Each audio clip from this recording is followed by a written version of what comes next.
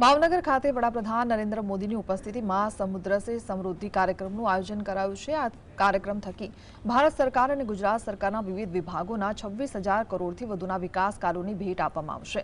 ભારત સરકારના ports shipping અને waterways મંત્રાલય હેઠળ રૂપિયા 66,000 કરોડથી વધુના મેરીટાઈમ શિપ બિલ્ડિંગ MOUSનું વડાપ્રધાન લોકાર્પણ કરશે। વડોદરાની ગુજરાત રિફાઇનરી ખાતે રૂપિયા 5,894 કરોડના ખર્ચે નિર્મિત ઇન્ડિયન ઓઇલના એક્રિલિક એક્સપો આલ્કોહોલ પ્રોજેક્ટનું અને રૂપિયા 4,700 કરોડના ખર્ચે છારા બંદર પર નિર્મિત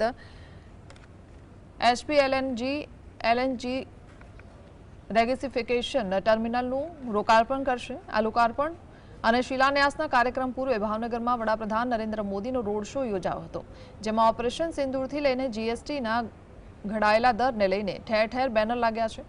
વડાપ્રધાન નરેન્દ્ર મોદી 75મા જન્મદિવસ બાદ ગુજરાતની આ સૌપ્રથમ મુલાકાત છે।